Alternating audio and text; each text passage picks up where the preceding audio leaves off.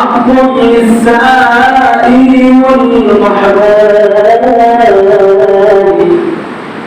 আল্লাহ রাব্বুল আলামিন বলেন, ও আমার প্রিয় বান্দা বান্দি, আমি আল্লাহ তাআলা তোমাকে যে মান দিয়েছি, তোমাদের ইমানের ভিতরে আমি আল্লাহ হাক্কুন লিস-সাইলি ওয়াল মাহরুম, যাদেরকে আমি মান দেই নাই, নিঃস্ব বানাইছি, গরিব দুঃখী হিসাবে দুনিয়াতে পাঠাইছি, তাদের হক আমি আল্লাহ তোমাদের মানের ভিতরে ঢুকায়া দিয়েছি। কার কথা? ওয়াফি আমওয়ালিকুম, তোমাদের মালের ভিতরে হাক্কুন, অধিকার রয়েছে, লিস-সাইলি ওয়াল মাহরুম, যাদেরকে মাল দেই নাই, যাদেরকে দরিদ্র বানাইছি, গরিব বানাইছি, তাদের অধিকার রয়েছে তোমাদের মালের ভিতরে। এটা কার কথা? আল্লাহর কথা।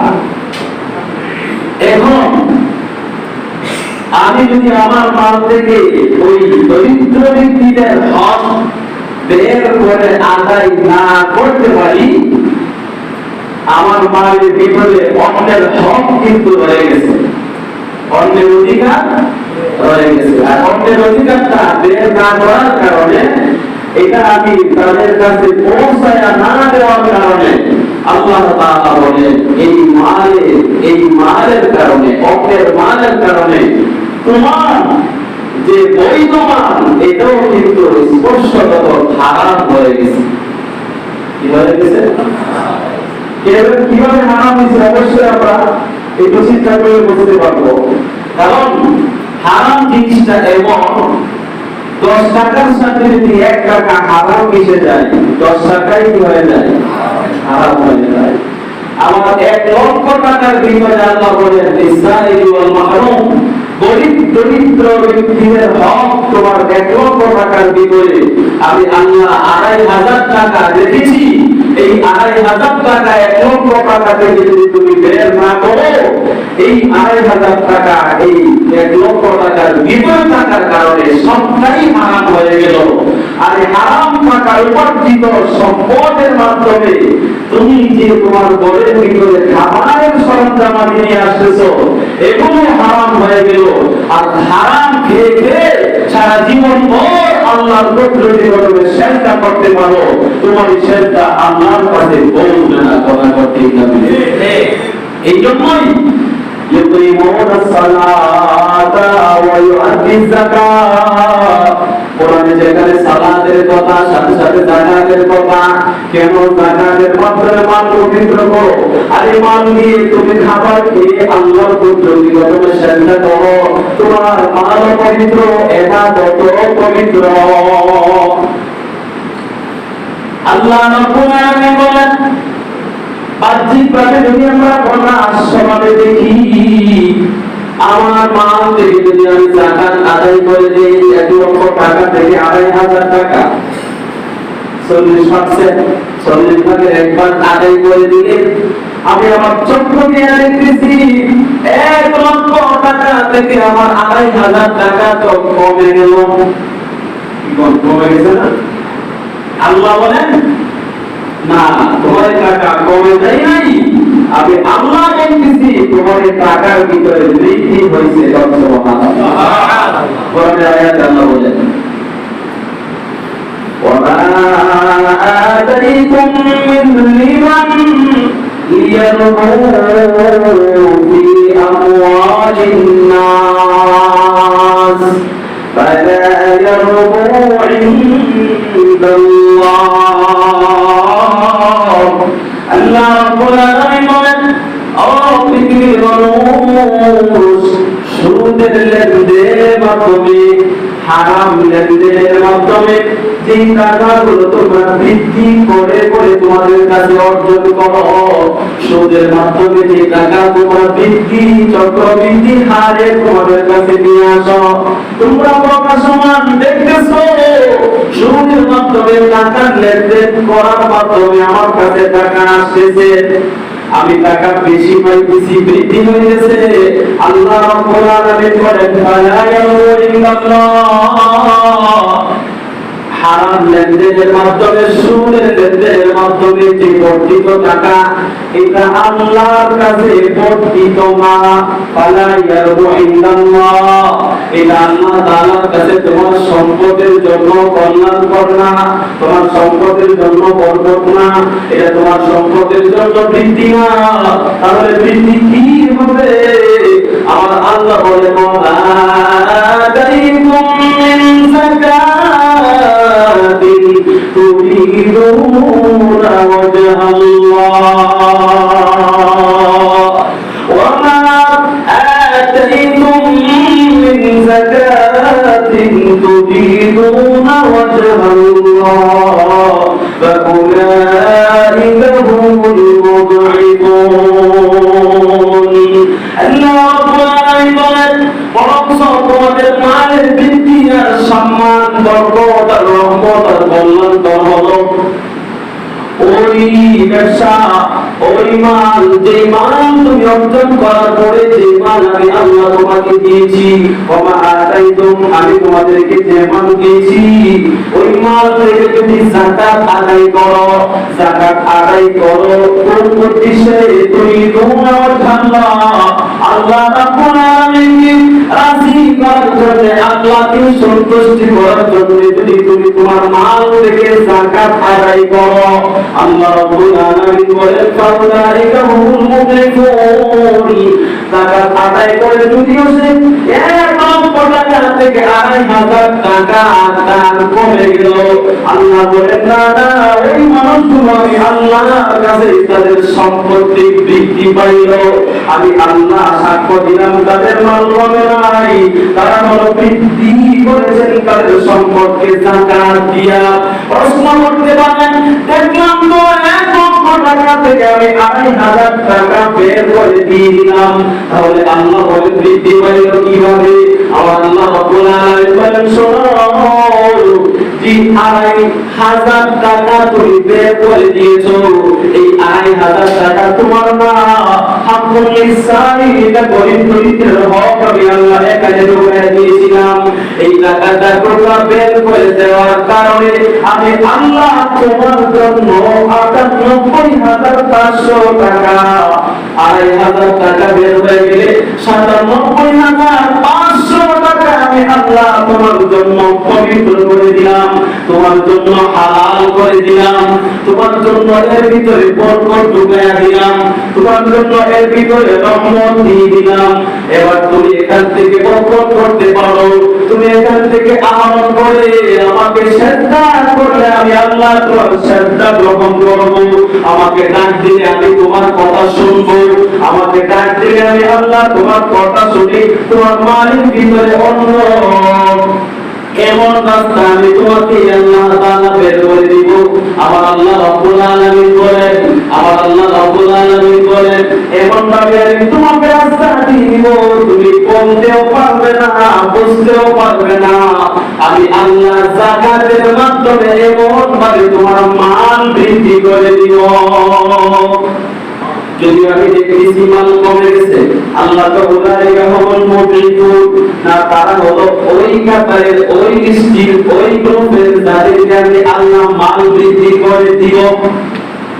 বলেন আল্লাহ বলেন এখানে আমি আল্লাহ তাদেরকে ওই কাতারে নিয়ে নিছি যাদেরকে আমি আল্লাহ মাল কি করব?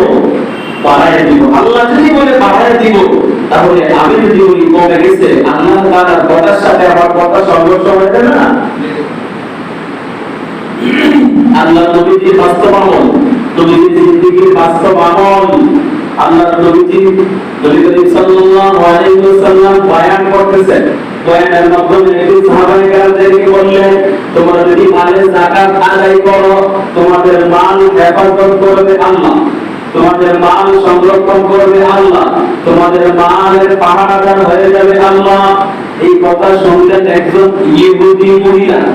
কে শুনলেন? ইহুদি মহিলা।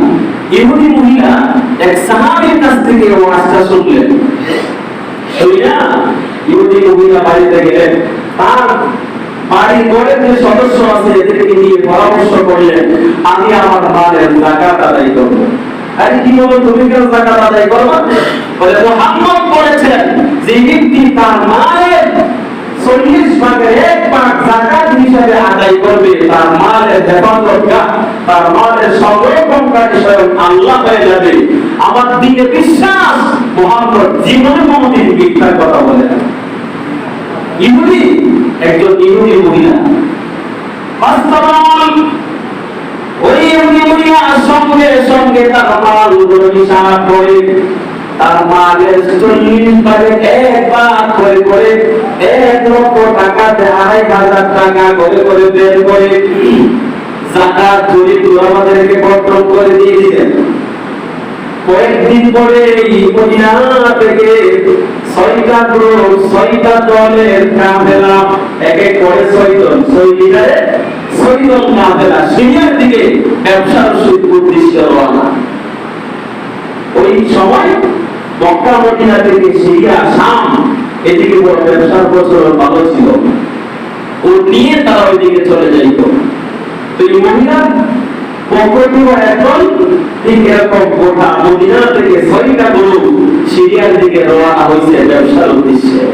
ব্যবসা করে মাল বোঝাই করে গরু নিয়ে যখন তারা আবার মদিনায় ঢুকতেছে, মদিনায় প্রতিমধ্যে ডাকাতের হামলা,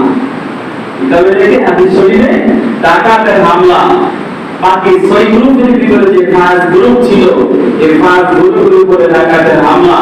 কিন্তু এই মহিলার যে ব্যবসায়ী কাফেলা, এই মহিলা খবর পাইছে আগেই যে বাণিজ্যিক যে কাফেলা মদিনা থেকে সিরিয়ার দিকে রওনা হয়েছিল, ওই কাফেলা ব্যবসা করে আসার পথে রাস্তায় ডাকাতের হামলা প্রত্যেকটা কাফেলার উপরে হয়েছে। মহিলা চিন্তা করতেছে, আমি তো জাকাত দিলাম মুহাম্মদের কথা শুনি না, তাহলে মুহাম্মদের কথা কি ঠিক হবে না? আমার মাল না হেফাজত করবো আল্লাহ, তাহলে আমার মালের উপর কি ডাকাতের হামলা হয়েছে? কিন্তু লক্ষ্য করে দেখেন, 5 কাফেলা স্বর্ণ অবস্থায় মদিনায় তাদের ছোট মালিকের কাছে এসে পৌঁছে। মহিলা খবর পাইছে, একদিন পরে তার কাফেলা 100 উট বোঝাই করে মাল নিয়ে মদিনায় ঢুকছে। সুবহানাল্লাহ। জিজ্ঞাসা করা হলো, তোমাদের কি ডাকাত পাই নাই? কাফেলা সর্দার বলতেছে, আমাদেরকে অবশ্যই পাইতো, কিন্তু রাস্তার মধ্যে আমাদের উটের যে প্রধান আগে যে সর্দার, এই উটটা হঠাৎ করে পায়ে ব্যথা পেয়ে জমিনে বৈশা গেছে। আর এই উট বৈশা যাওয়ার কারণে পিছনের সবগুলো উট মরুভূমিতে বৈশা গেছে। আমি তাদের থেকে একদিনের রাস্তা পিছনে পড়ে গেছি। কথা বুঝছেন? একদিনের রাস্তা পিছনে পড়ে গেছি। আমি খবর পাইছি তাদের উপর ডাকাতের হামলা হয়েছে, কিন্তু আমারও একদিন পরে এখান থেকে আমি রওনা হয়েছি, চলে আসছি, ডাকাত আর আমার সামনে পড়ে নাই, আমাকে হামলা করে নাই।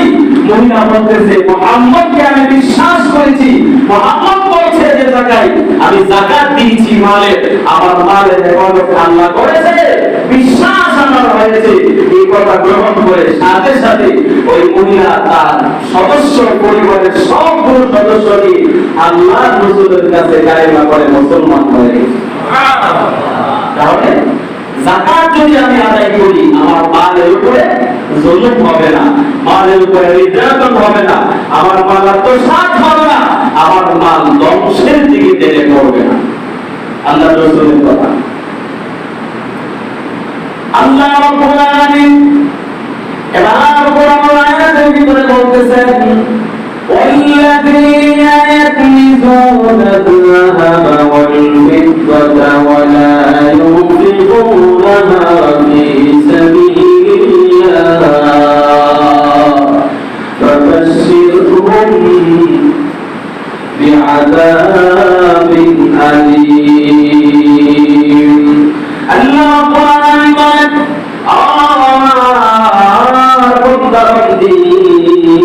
তোমাদের ভিতরে যাদেরকে আমি আল্লাহ মান দিয়েছি, আরে মান পাইয়া যারা শুধু মান জমাইছো, কিছু না জাহান দিতা, শুধু জমাইছো, ওই মান থেকে যাকাত আদায় করো নাই। আল্লাহর হাবিবকে ডাইকা বলতেছেন, নবী আপনি বলে দেন, ফাবাশিরহুম বিআযাবিন আলীম, আমি আল্লাহ তাদের জন্য কঠিন আযাবের ব্যবস্থা করে রেখে দিয়েছি। কারণ আমি যাদেরকে মাল দিয়েছি তাদের মালগুলো আমি আল্লাহ সব চাই নাই, মাত্র শতকরা 2.5% আমি আমার গরিব ফকিরের জন্য চেয়েছি। এই মালটা সে বের করে দিতে পারলো না, এই জন্য আল্লাহ বলেন ফাবাশশিরহুম বিআযাবিন আলীম। যারা মালের যাকাত আদায় করবে না, আল্লাহ রাব্বুল আলামিন বলেন তাদের জন্য আমি আল্লাহ যন্ত্রণার আযাব রেডি করে রেখে দিয়েছি, কঠিন আযাব আমি আল্লাহ তাদের জন্য রেখে দিয়েছি। আল্লাহ রাব্বুল আলামিন এই আযাবের দরটা কেমন হতে পারে, দুনিয়াতে একটা শাস্তি, কিয়ামতের ময়দানে একটা শাস্তি, আবার কিয়ামতের বিচারের পরে আরেকটা শাস্তি। তিনটা স্টেপে যাকাত আদায় যারা করবে না, আল্লাহ তাদেরকে আযাব দিবে। এর ভিতরে সবচেয়ে কঠিন আযাব যেখানে হবে, সেই জায়গাটা হলো কিয়ামতের ময়দান। কিয়ামতের ময়দানে আল্লাহ যাকাত আদায় যারা করবে না তাদের জন্য কেমন আযাব রেখে দিয়েছেন। কোরআনের আয়াতে আমার আল্লাহ রাব্বুল আলামিন বলেন, সূরা তাওবার ভিতরে আল্লাহ রাব্বুল আলামিন 35 নম্বর আয়াতে উম্মতের বিশ্বনবীর উম্মতদেরকে দেখে আল্লাহ বলতেছেন তোমরা যদি যাকাত আদায় না করো, আল্লাহ বলেন يوم يحمى عليها في نار جهنم فتكوى بها جباههم وظهورهم هذا ما كنزتم لأنفسكم فذوقوا ما كنتم تكنزون. الله ربنا لم يقل يوم يحمى عليها في نار جهنم, তোমাদের ওই মাল যে মালগুলোর প্রাপ্য ছিল করিতে, যে মালগুলো তোমাদের মালের ভিতরে যাকাতের মাল, ওই যাকাতের মালগুলো আদায় না করার কারণে আমি আল্লাহ কিয়ামতের ময়দানে তোমার সবগুলো মাল জাহান্নামের আগুনে প্রজ্বলিত করব।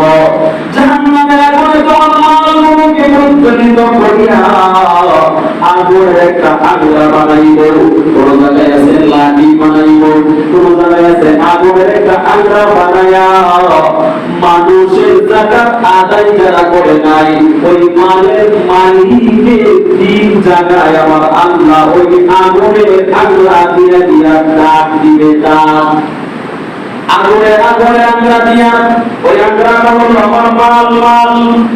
يوم يحمى عليها في نار جهنم, জাহান্নামে আগুন দিয়ে আমার মালগুলোকে জ্বালায়া আগলা বানায়া ফাতুবা বিহা জিবাহুম, এক নম্বরে আমার কপালে দাগ দিবে কপালে, দুই নম্বরে ওজুহুম পার্শ্ব দেশে দাগ দেওয়া হবে আমার শরীরের দুই পার্শ্বে, তিন নম্বরে ওজুহুম পিঠে দাগ দেওয়া হবে, পিঠে দাগ দেওয়া হবে।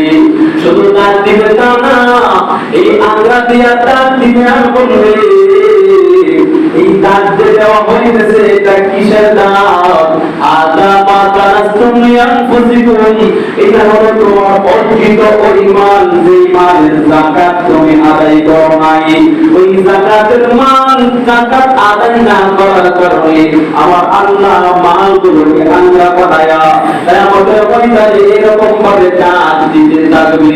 মনে করবেন একবার দাগ দিবে না, আল্লাহ রাসূল এই আয়াতের তাফসীর করে বলেন একবার দাগ দেওয়া হবে, আস্তে করে যখন এই দাগটা আবার ঠান্ডা হয়ে যাবে আবার নতুন করে দেওয়া হবে। একমত বয়ান করেন মুফাসসিরিনে কেরাম, কেন আপনার মালের মাল দিয়ে যাকাত আদায় না করার কারণে ওই মালগুলো দিয়ে তিন জায়গায় কেন দাগ দেওয়া হবে, আর তিনটা জায়গায় কেন কপাল পার্শ্ব এবং পিঠ কেন উল্লেখ করা হইল? একমত বয়ান করতে বলেন গরিব দুঃখী মানুষ যখন মালওয়ালাদের কাছে আসে, আয়েশা যখন হাত পাতায় বলে ভাই যাকাতের কিছু টাকা আমাকে দেন, তখন মানুষ বিরক্ত বোধ করে ওই বিরক্তের ভাবটা প্রথমে তার কপালে প্রকাশ পায়। কপালে মাছ পড়ে যায়, কপাল কালো হয়ে যায়। এই জন্য আল্লাহ বলেন, এক নাম্বার আমার বান্দাটা তোর কাছে আইসা আমার পক্ষ থেকে তোর মাল চাই নাই, তার হকটাই তোর কাছে এসে সে চেয়েছিল। তুই বিরক্তি ভাব করে এক নাম্বারে তুই বিরক্ত ভাব প্রকাশ করছিলি, আর এই বিরক্তের ভাবে প্রকাশটা তোর কপালে প্রকাশ পাইছিল। এই জন্য আমি আল্লাহ কিয়ামতের ময়দানে এক নাম্বারে ওই মালগুলো দিয়ে তোর কপালটাকে জ্বালায়া দিব। দুই নাম্বারে ওই লোকটা এখনো যায় না, দাঁড়ায় রইছে, তখন দিলেন, কপাল কালো করলেন, টান দিলেন, চেহারা মলিন করলেন, এখনো সে যায় না। বারবার আরেকটু অনুরোধ করতেছে, ভাই একটু আমাকে দেওয়া যায় না।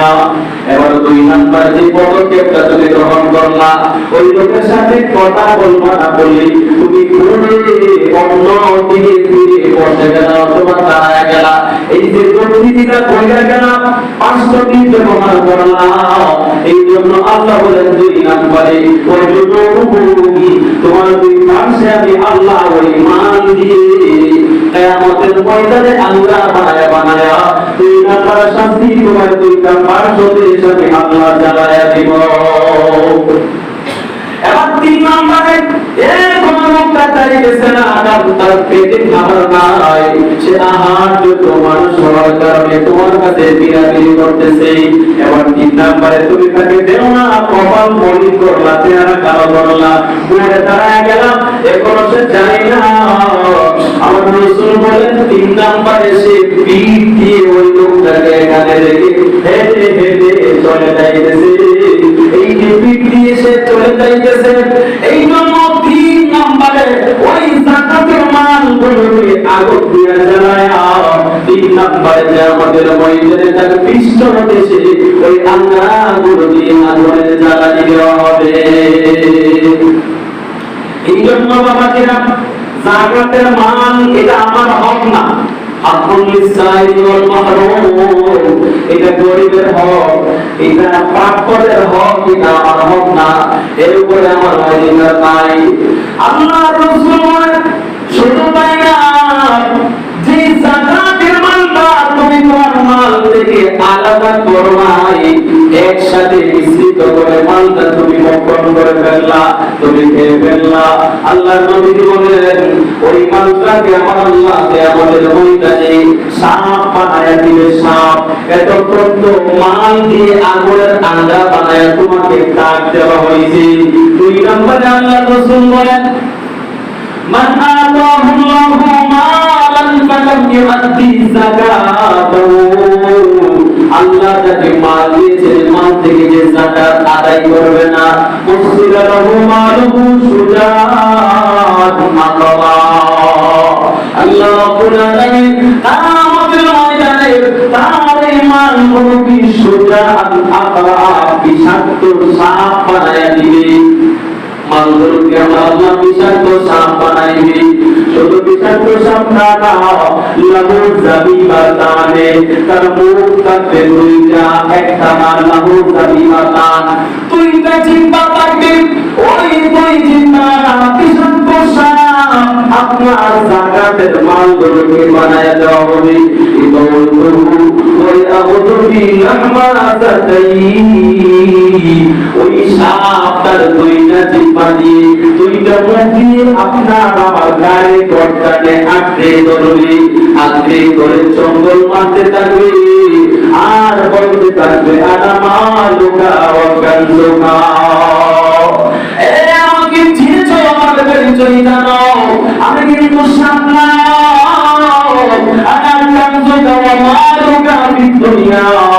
আমি তোমার দুনিয়ার অর্জিত ওই মাল, যে মালের যাকাত তুমি আদায় করো নাই, ওই মালকে আল্লাহ আজকে তোমাকে শাস্তি দেওয়ার জন্য, আযাব দেওয়ার জন্য আমাকে সাপ বানায়া দিয়েছে। কথা বলেন ওই সময় আযাব কেমন হবে? আমাকে আযাব দিচ্ছে, আবার বলতেছে আনামালুকা ওয়া কানজুকা, কেন বলতেছে? আযাব বৃদ্ধি হওয়ার জন্য। আল্লাহ রাব্বুল আলামিন বলেন আল্লাহর পক্ষ থেকে তখন আওয়াজ দেওয়া হবে,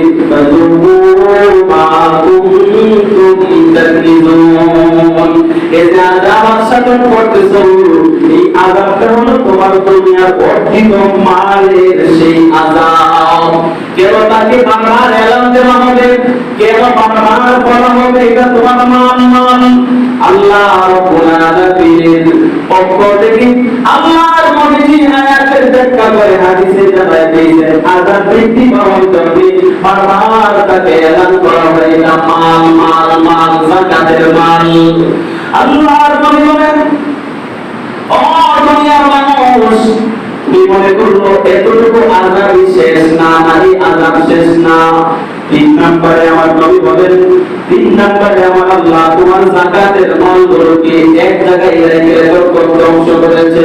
2 নম্বরে আমার আল্লাহ তোমার মালগুলোকে দ্বিতীয়বার আরেকটা সাপ বানায় দিবে।